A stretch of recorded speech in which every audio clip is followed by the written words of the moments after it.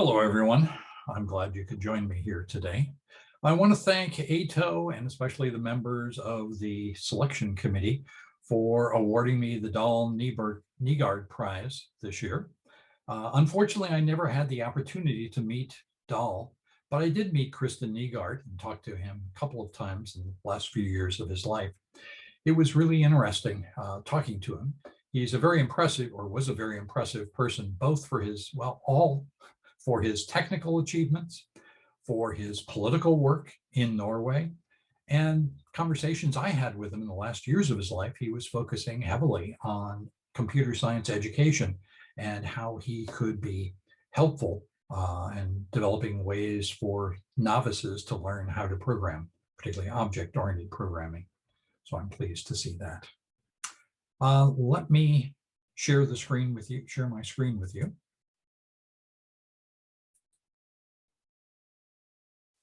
And start the slides. So what I want to talk to you about today is kind of the use of theory in increasing our understanding. And I want to talk about the impact of theory without doing a whole lot formally, which is tricky, all right? I want to take two topics that I've been involved with. One is modeling subtyping and understanding what that's about. And the other is inheritance and self-typed. I'm also, after that, I want to spend a few minutes talking about the sociology of research. Okay. So let's start out and talk about models of subtyping. So I'm afraid I'm going to have to start off with a technical definition. We have the subsumption rule. Let E be a type environment. That is something that tells us for each of the identifiers what their type is. Suppose I have S and T are types that are subtypes of each other, and little e has type S in that environment. Then if S is a subtype of T and E has type S, then we should be able to deduce that E has type T. Now, I like to think of it in the following way, that if S is a subtype of T, it means that an element of S, of type S, can successfully masquerade as an element of T. In other words, it has all the same capabilities. It can do the same things that an element of type T is. So there's not going to be a type mistake going on, regardless of other things. Now let's take a look at a particular example of subtyping that almost always gives people problems when they're first introduced to the notion, and that is function types. If I have F, whose type is S arrow T, and a little s, whose type is capital S, the domain, it's in the domain, then f of s has to be in the range, that is in capital T. So the question here that I want to address is, when is S prime arrow T prime going to be a subtype of S arrow T? Okay. And the key thing here is that I want this F prime, whose type is S prime arrow T prime, to masquerade as an element of type S arrow T. That means I have to be able to do two things. First, I need to be able to apply this F prime to a little s from capital S. Okay, I could do that for elements of S arrow T. So F prime has to be applicable to elements of type S, which means that S's need to be able to masquerade as S primes, because then I can apply F prime to them. Similarly, when we look at the result of the function F prime of S, then the question is, can that masquerade as a T? Because if F prime is going to masquerade as a function from S to T, then the output has to be able to masquerade as a T. I find it easier to think about these things if we do them graphically. So let's look at an image. So suppose I have a function F in some context where I have elements of type S coming in and elements of type T going out. In other words, I apply F to an S and I get back a T. And I'm in some environment which is going to be supplying these S's, and it's going to be using these T's. So now suppose that I have F prime, whose type is S prime arrow T prime, and I want it to masquerade as an element of type S arrow T. So it's going to sneak in here in this orange robe, so it looks like an S arrow T. What does it need to be able to do? Well, since the environment is going to be feeding it elements of type S, these elements of type S need to be able to masquerade as S prime, so we can apply F prime to them.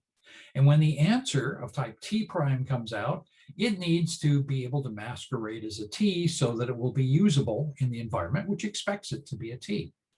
And what does that really mean? That means that if S prime is S prime arrow T prime is a subtype of S arrow T, that will happen if and only if S is a subtype of S prime and T prime is a subtype of T. And notice the flipping of directions. The T's, the domain, the ranges, sorry, are subtypes in exactly as you expect. Here we have the primes less than the unprimes, and here T prime has to be a subtype of T. Those are for the ranges. But for the domains, the S prime over here is less than the S, but over here it got flipped, okay? We have things that are reversed. But if you look at the picture, you can see why that flipping has to occur, okay? Now we have terminology for this, which is a little off-putting when people first hear it, but hopefully you've seen it before, and that is covariance and contravariance.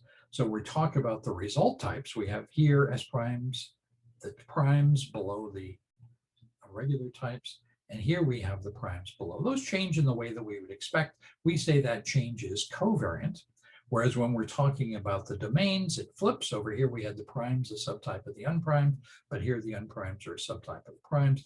That goes against our way of thinking, and we say it is contravariant for parameter types. And this is the one that's confusing for most people, and it's caused problems in language design. Some people have purposefully broken that rule, but if we want to be safe, we need to do that.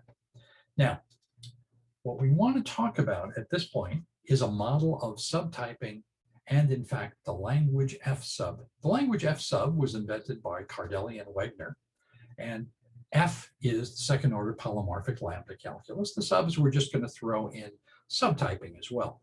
Not only will we have subtyping among the types there, but we're going to allow a bounded quantification.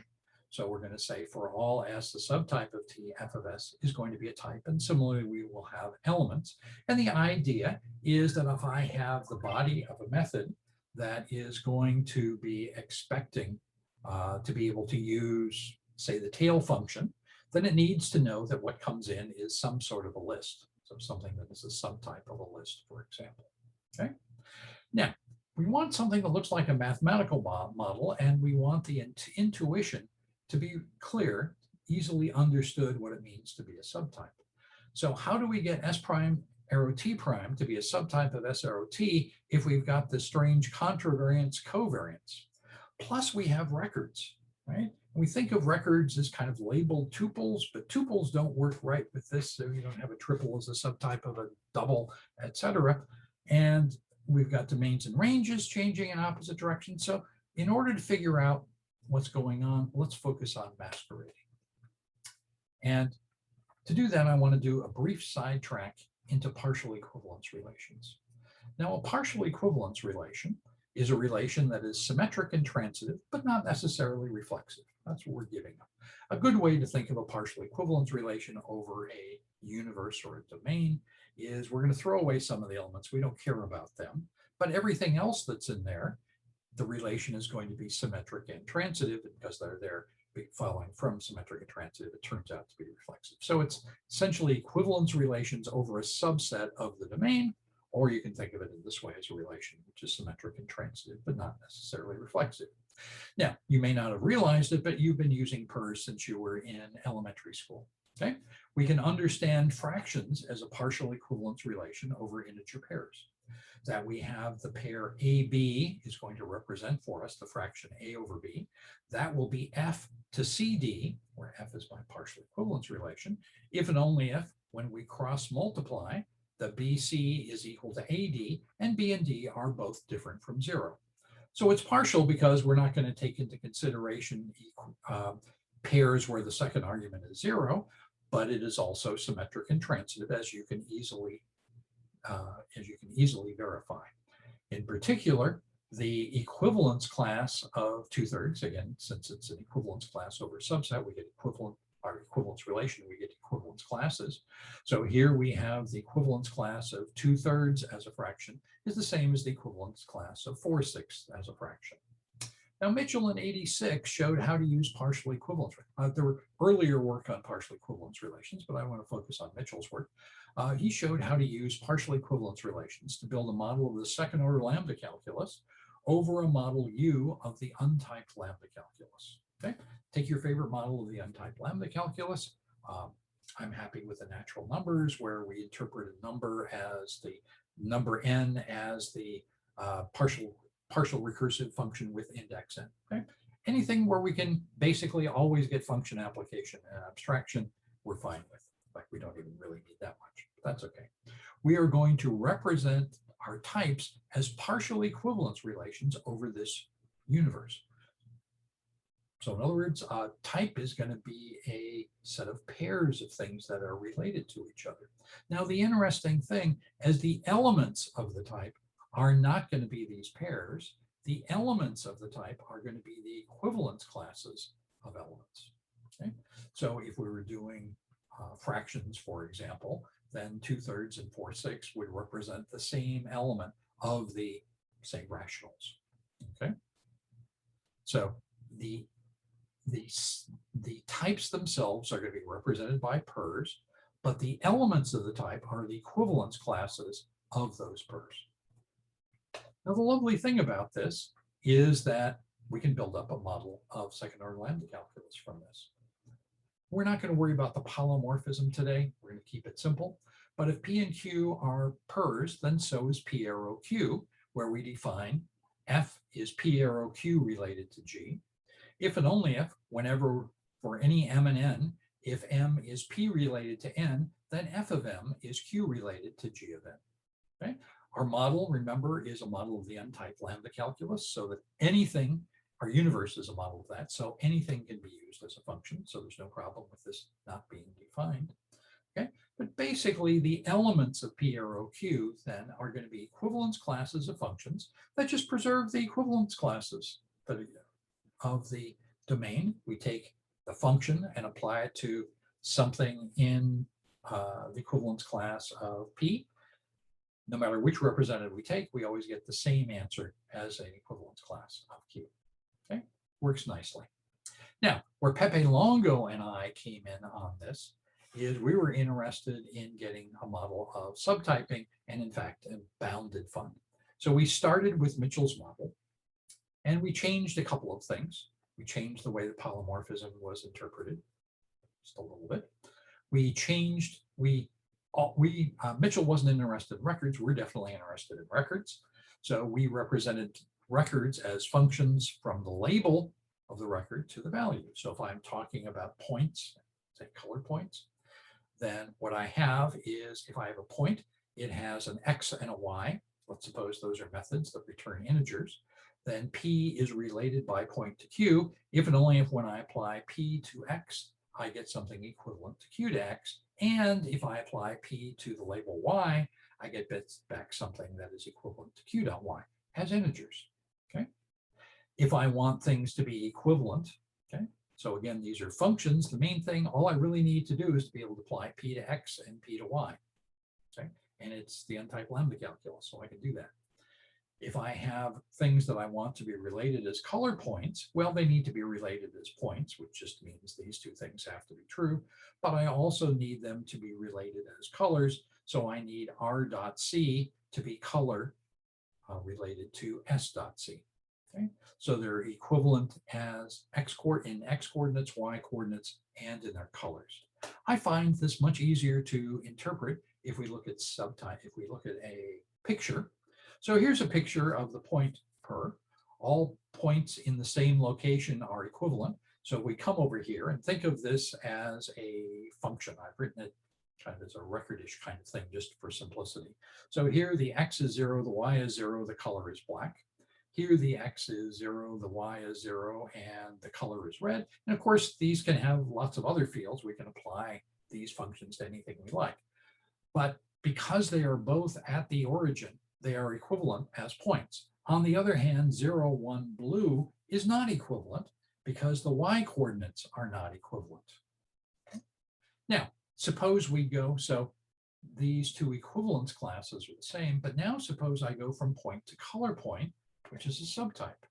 If I look at color point as a subtype of point, well, points at the same location, but different colors turn out now to be in different equivalence classes. Because when I take this function and apply it to color, I get red. I take this function, I apply it to color, I get black. Those are not equivalent. So I do not put them in the same equivalence class. But the interesting thing about so these are in different equivalence classes now, but the interesting thing is what I have done in going from points to color points is I have taken each of these equivalence classes and I've simply partitioned them according to a different color. Okay. So each equivalence class gets broken up into smaller pieces. So in other words, each of the equivalence classes of color point are sitting in a single equivalence class of point. All the points at the origin that are red are sitting in the same equivalence class of point that has all the points at the origin. Okay, so 2 points the same as color points, then obviously they are the same as points. They have the same x and y coordinates. But writing that down carefully, it means that whenever P color point related to Q implies that P is point to Q. Or in other words, as pairs, it means that color point is a subtype of point as sets of pairs. So is subtyping just subset, but as pairs? Is that too easy? Well, it turns out it's not. That when we look at this as the model, it satisfies all our subtyping rules: function, record extension, bounded polymorphism, everything that we need. Again, let me repeat one thing. I am not saying the elements of the type color point are a subtype of the elements of point, because these equivalence classes are different from these equivalence classes. However, each equivalence class of color point is a subset of an equivalence class of point. Okay. So we can model by modeling types as pairs. We can model subtyping by just looking at subset as a set of pairs, not the equivalence classes, but as the set of pairs. How do we verify something like the subsumption rule? Well, again, if S is a subtype of T and E has type S, then we get E to have type T. I need to be able to move E, the meaning of E, from an S to a T. And what we can do that is write a coercion or conversion rule. We write convert ST to be a function from elements of S to elements of T. This is assuming S is a subset of T. The conversion function simply takes this N, where here we have an equivalence class of N with respect to S, and we simply move that to the equivalence class of ID of N in the type T. And of course, ID is the identity function, so it's just we're going from the equivalent class of N and S to the equivalence class of N and T. I need to show that it's actually a function, comes from a function in the universe to get it to be a morphism in the category, all the stuff that you don't care about, okay? So the point is I can take a point, and when I want to take a color point and interpret it as a point, I simply shift, I take the same, any representative as a color point, and I simply get the equivalence class of that as a point. And now I have all the rules holding, and I have a lovely model. Okay. If you play with this, and unfortunately I don't have time to take you through a lot of examples of this, it becomes quite obvious that this definition of subtyping really makes everything clear. Pretty clear already for the records, the way that we have written it. It's true for functions. It's also true for polymorphism, which we also interpret it as a product kind of similar to the records, but obviously a much bigger product along the way. Now, I don't want to say that this theory is easy. There's a 40+ page paper that's got category theory. It was very hard for me to go back to it after nearly 40 years to get an understanding of what we had done. But the point is that the intuition that we extracted from that, the intuition from this technical modeling, is pretty easy to understand without fancy theory. And it helps explain a lot of things of difficulty that we have with equality in object-oriented languages. And as we'll see later, difficulty with things like binary methods kind of fit in with that. I wanted to mention here that there's an alternative approach by Bruzo-Tannen and et al. Doing this, which was roughly the same time that Longo and I did our work. Was done independently. Theirs was done using explicit coercion in a much stronger way than we did. We were kind of sticking with the per movement models. They're doing something much more general. Okay, I want to shift gears a little bit now and shift from talking about about subtyping to type checking inheritance. There was a key paper published by Cook and his colleagues at HP Labs called Inheritance is Not Subtyping. And it was a careful look at the semantics of inheritance in typed object-oriented languages. At the same time, John Mitchell did similar work with a very different kind of approach. One was, Cook's was fixed points, Mitchell's was self-application, both interested in the same ideas. I was very interested at this point in looking at typed object-oriented languages, trying to prove type safety and decidability, because there were issues with that had come up. Subtyping had been shown to be undecidable by Pierce based on some extensions that unfortunately Longo and I had made, which made it perfectly safe, semantically lovely, just not decidable. I made plans to go in the spring of 1990 while I was on sabbatical to visit Cook's group at HP Labs, but unfortunately HP Labs reorganized and the group basically disappeared and everyone went off in different directions. So I spent that spring both at Stanford and at DEC System Research Labs, which is a very productive place to visit. So let's talk about type checking inheritance. One thing that I think is absolutely critical is that we be able to do modular type checking. If I have a class and a subclass, if I type check all the methods in the class, and then some of those methods are inherited, unchanged, into the subclass, I don't need to look at them again. If I've type checked them, they should continue to be type correct in the subclass. This is something that's absolutely critical for external libraries where we may not have access to the code, but in general, we want things to be done modularly. Now, when we start talking about the separation between subtyping and inheritance, there's a key place where this comes up, and that is the changing meaning of self and its type when we go from a class to a subclass. Suppose we start off with points. The class point, self inside a method of the class point is going to refer to a point. On the other hand, if I inherit that method into color point, then that same occurrence of self is going to end up standing for a color point. Similarly, the type of it is going to change from point to color point. So those changes are what makes things interesting as we go through. So let's see, first of all, the kind of constraints that subtyping places on inheritance. So here, my key concern is only that we do not break inherited code. So suppose I have a class called example. It has a method n, which takes an s and gives me back a t, and also a method m, which takes an s and gives me back nothing. Okay? In the middle of the code for m, however, there is a message send of n to self with the parameter s. So n takes a parameter of type s. Yes, we have that correctly over here. And here, presumably, this is a context that expects a t. So here we have that context. Now suppose I go down here and define a class subexample, which is going to inherit from example. By the way, the code here is in a minor variant of the language Grace that I worked on with Andrew Black and James Noble.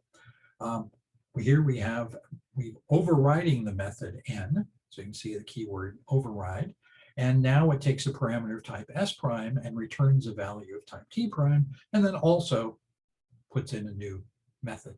Now, the key thing that makes this complicated is the method m from over here is inherited, okay, untouched. And that means we're going to be executing, if we call m over here, it's going to be executing self.n of s, and it's going to be calling this n. Well, what do we need for this n to be able to masquerade as that n? Here we had a function from s to t. Here we have a function from s prime to t prime. Guess what? All we need is for the type s prime arrow t prime to be a subtype of s arrow t for this to work out. So the relationship between the new type of n to the old, in order to provide type safety, is that s prime arrow t prime has to be a subtype of s arrow t, which means s has to be a subtype of s prime, and t prime has to be a subtype of t. In other words, we are allowed a covariant change in the range, but only a contravariant change in the domain. And notice all we cared about here, the only thing we wanted to preserve was the type safety of the method, of the body of the method m. Okay? We don't care whether the type generated by subexample is a subtype of the class example. That's not relevant for us. So if we override a method, the new type in the subclass must be a subtype of the type in the superclass. New method has to be able to masquerade as the old, and we get our old covariance contravariance. And this is why when you define subclasses, you can specialize the range, or define subclasses. For your method, you can specialize the range, but you can only generalize the domain. And notice this was true even though we didn't care whether the new object type was a subtype of the old, the superclass object type. Okay? So with these restrictions, which are there just to make the inherited code be type safe, it turns out that's enough to guarantee that the type of objects from the subclass are going to be a subtype of those objects from the superclass. In other words, it's always going to be safe to type check methods, assuming self has the type of the class, because no matter where you go in the hierarchy, that assumption will be true. And so it will remain type safe. So subclasses won't break inherited methods, and you kind of get for free that the types of objects from subclasses are subtypes of objects from the superclass. Now, Cook's work was actually absolutely key to understanding things, and classes are generators of fixed points. Subclass is an extension of that generator. The fixed points we get from the subclass don't necessarily match up nicely with the fixed points that we get from the superclass. We've got different meanings of self and self-type, okay? But it will turn out that if we have self-type that only appears in covariant positions and return types, then subclasses will give rise to subtypes. So if you want to have a clone method and it up for points, it returns a point, and in color point, it returns a color point, that's fine. There are no type difficulties with that. We have some trouble writing it, but that's a different issue. What about those contravariant positions? Well, let's look at an example first that does not involve self-type. Okay, so let's take the type node. By the way, here I'm interested in building linked lists. I teach data structures a lot. And it always struck me that singly linked nodes and doubly linked nodes really look awfully similar, and we should be able to write a doubly linked node as a subclass of a singly linked node and somehow get a doubly linked list as a specialization of a singly linked list in some way. Okay, so here's the type of a singly linked node. There's a get val, which returns an int, a get next, which returns a node, and a set next, which takes another node that's going to be hooked up to the right. Okay, and that just returns void. Now, if we try to do the same thing with double node, with a get val is the same. The get next is a little different. Rather than returning a node, it now returns a double node. Set next, again, the node has been replaced by a double node, but this time it's in a parameter position. And that's going to be a problem. We've added new things, get previous and set previous, but those aren't problems either. The only problem is this specialization of the parameter of set next. Okay? This is an issue. It's a covariant change. We're specializing here. We can only generalize instead. So it is not a subtype. Now, set next is an example of what many of us have been calling binary methods. Binary functions function with two arguments. Usually they're the same: addition, subtraction, comparison, those kind of things.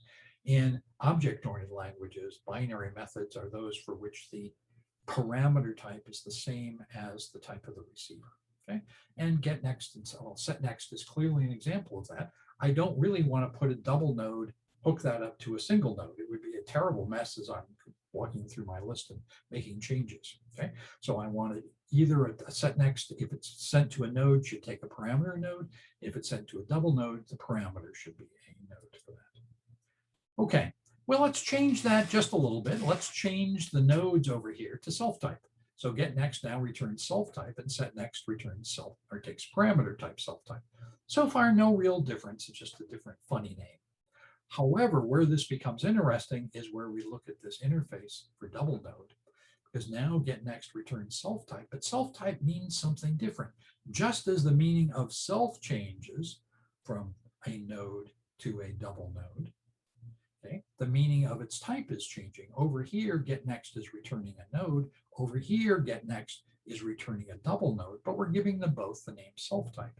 So now we notice that these three methods match up exactly with these three methods, and we have some extras. And now it turns out we don't have such a big problem. We still have a problem. Double node is not a subtype of node.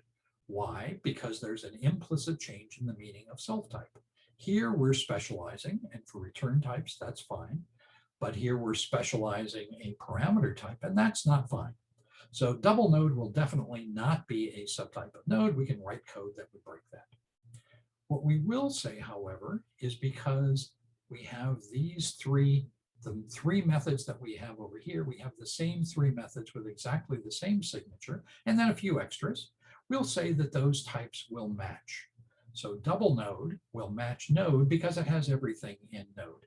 And this is treating self-type as though it's not actually changing. Okay? Well, that seems perhaps unfair, but if we look at code now to actually write a class, if we write a node class that's going to generate a node, then if I have an instance variable value, another one next to type self-type, why not? Then we have this get val, it's going to return value, get next just returns next. That's certainly going to do what I wanted to do. It's going to give me something of type self-type. And the same thing with set next is going to take a parameter of type self-type. If I look over at double node, I can inherit from node class. I need a new previous because it's doubly linked. So I'm pointing both ahead and behind.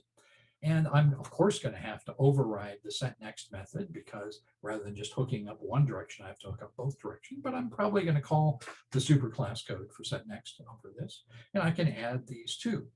And the interesting thing is that if you write this down, this code is completely type safe, assuming you type check it correctly.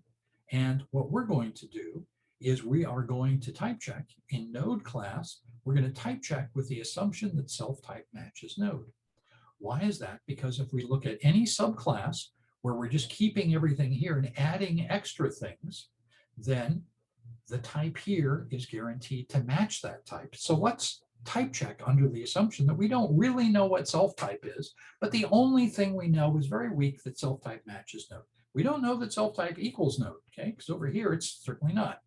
Okay, but that weak assumption is all we need because now when we're sitting here in double node, we are type checking with the assumption that self-type matches double node. And of course, if self-type matches double node and double node matches node, self-type will match node. So our safety assumptions will be fine. Everything will work out nicely here. As usual, I forgot to select that. Okay. We can do a little bit more with constrained genericity. Let's look at the type comparable. Those of you who've struggled with Java and doing comparisons in there, seeing things like this, we have a type comparable. It has a less than, a greater than, and an equals, but notice each of their types, parameter types, take this type and return a Boolean, okay? So anything that matches this is going to have a less than, greater than, and equal, which is going to have parameters of type, this type. So I can define, for example, a binary search tree with a type parameter t, which is restricted to match comparable. And it's going to give me a binary search tree, and I can add elements, I can check what it contains. And the only thing that I really need is that t matches comparable, because then I can compare these elements, a less than, a greater, and greater than, and an equals. So I can do everything I need to do over here. Or if we go back to where we were before with our node and double node, I can define a linked list that takes a parameter n, which matches node. So I can instantiate it with node, I can instantiate it with double node, I can do it with fat node, whatever things we happen to have. And either way, it's going to give me a list of n's. Okay? But we can have methods like add first, that takes a new node and adds it on to the beginning. We can have tail, which returns the tail of my linked list. Okay? So there are a number of things that we can do here using matching as opposed to subtyping. So yes, we lose subtyping, but it turns out that in a lot of cases, matching is all we need. Well, this was just the beginning of a whole bunch of work. Again, all building on this work on semantics. We proved type checking, and we looked, self-type kind of emerged from this heap, and it was there and it looked important. I called in a lot of my work my type rather than self-type, but we went through a variety of languages. We started with Fuple, a functional language, Toil, and we added imperative features, polytoil, we had bounded polymorphism. Loom was a language where we actually threw out subtyping altogether and added a richer form of matching. And then we had Luge, which was a proposal to extend Java to use this kind of self-type construct. For each of these languages, we proved type safety and decidability. Decidability we just did on the first few, but after that it was pretty obvious that it was going to be okay. They all include, well, once we got to polytoil, they included bounded quantification using matching. There has been some interesting follow-up work I'd just like to cite quickly, and that is a paper by Saito and Igarashi, and another one by Sukyoon Ryu and her colleagues that have done extensions and look more carefully at how to use self-type and my-type. There's been a variety of other work as well. Just wanted to highlight those two that have come out since my book, Foundations of Object-Oriented Languages, which is now almost 20 years old. Sometime soon, I believe it will probably be out of print. And when it does, I'll get copyright and put it out on the web for free. Meanwhile, you have to get it from MIT Press. Okay, now I'd like to talk about something quite different, which has to do with the way that we do the research and the way we work together or don't. Let me start off by talking about what was going on in the late 1980s, 1990s, which was really a key point of interest in developing the foundations of object-oriented languages, this late 1980s, early 1990s. And technical discussions, rather than just listening to each other present papers, I think can be of great use. So Pepe Longo and I got funding from NSF and Esprit to create full workshops starting in 1993. And these were to really be workshops and not mini conferences. We modeled the original workshops on something called the American Types Jumelage, which existed for several years. And I believe that was modeled on a similar European meeting that was going on. The first meeting, full one, was in Palo Alto, 1993. And there were long discussions on terminology and open questions, because as it turns out, if you don't understand what you're each talking about and have slightly different concepts, then you have serious issues. And just as an example, almost all the papers in the theoretical foundations of object-oriented languages before 1990 that included the words inheritance really meant subtyping rather than inheritance. So it was important to get that terminology set and to kind of agree on what are important open problems. Fool 2, we tried to alternate between the US and Europe as much as possible. Fool 2 was in Paris in 1994. Again, a lovely workshop, lots of discussion. Key topics there, subtyping, inheritance, and matching.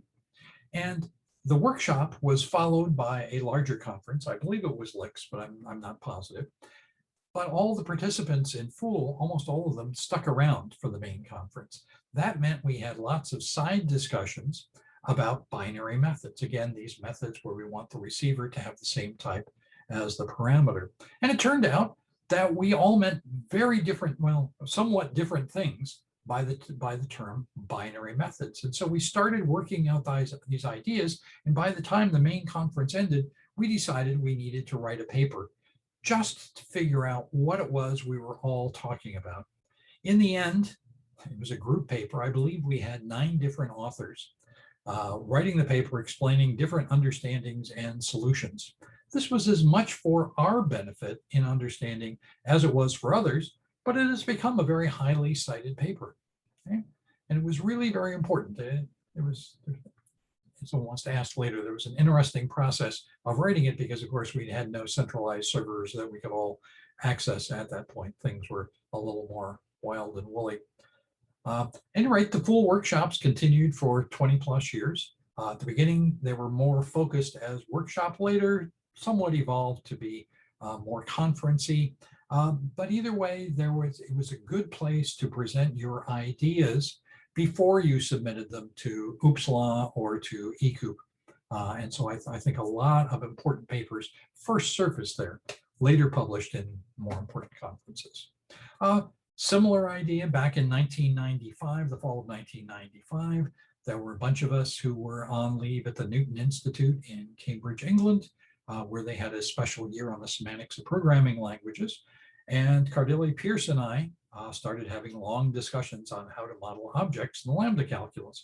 And it turned out we all had different notions. In fact, Luca ended up having 2 completely different, kind of an early one on simple fixed points and a much later one that was very subtle, including bounded existentials, etc. But there are different levels of complexity. We argued about which was the best.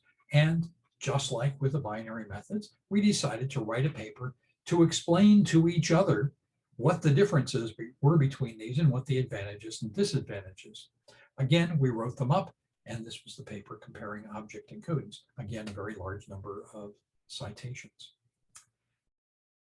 Another interesting case where I was disagreeing with other people, or they were disagreeing with me, where we were all being disagreeable.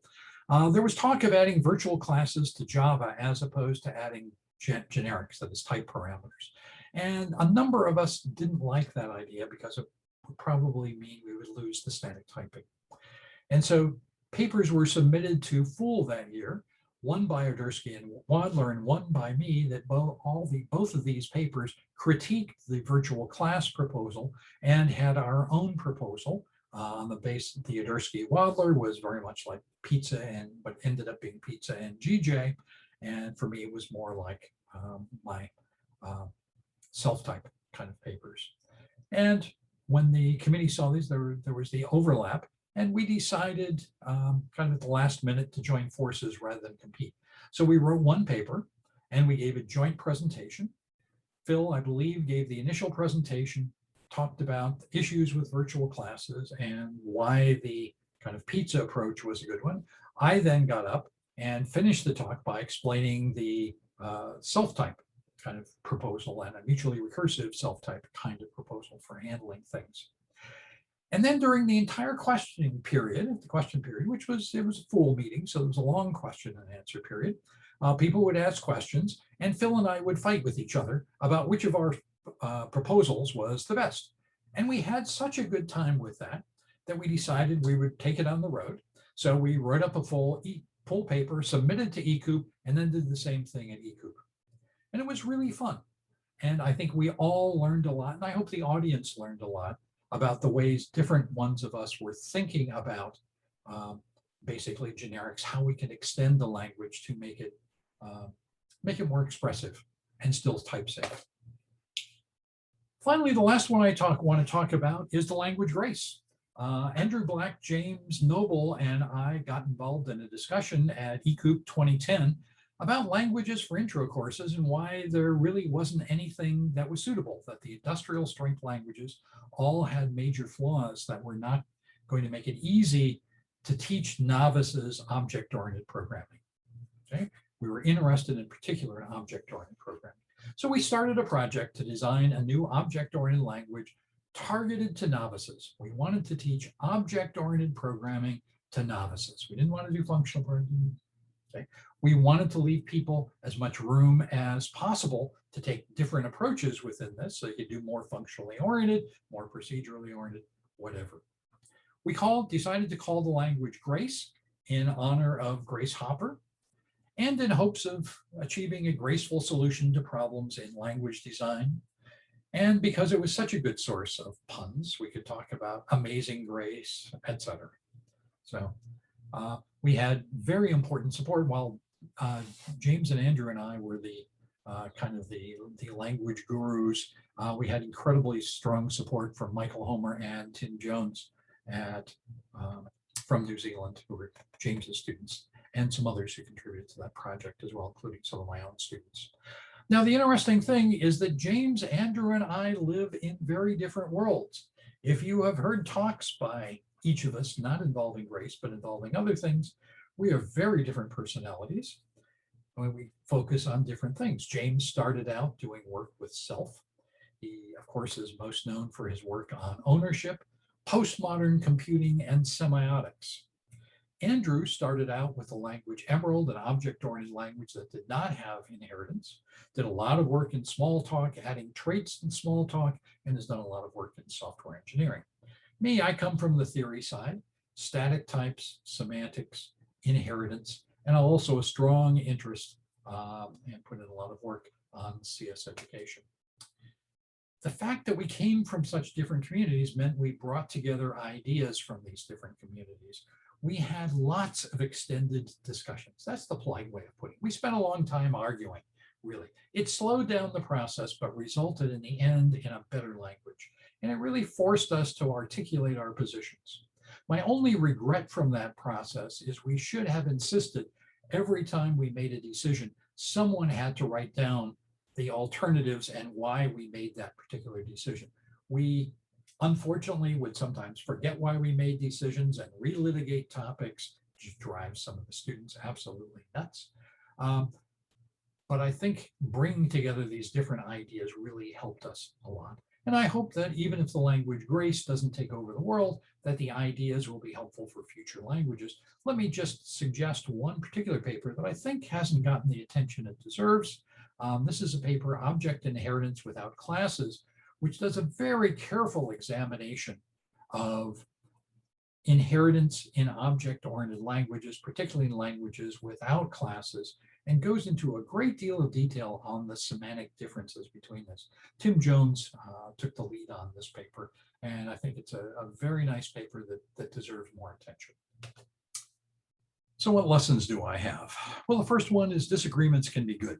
We often disagree on technical results, which is better, which is worse, which kind of advantages. I think if you go into those, you really understand what's going on, fight it out, write it up. It will help you and it'll help the community as well.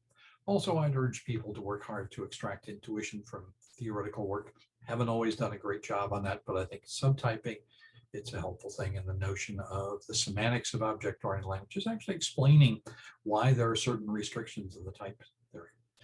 All of this will help the community. So thanks. I want to thank all my students who've made sure that I've explained things clearly, my colleagues, my co-researchers, and especially my family who have made all of this worthwhile. I am retiring at the end of this calendar year, so the timing is great. So goodbye and thank you all. I put up a list of the kind of self-references over here. I haven't put up the other papers that I cited there. If you have any trouble finding any of them, please let me know. Be happy to answer questions now.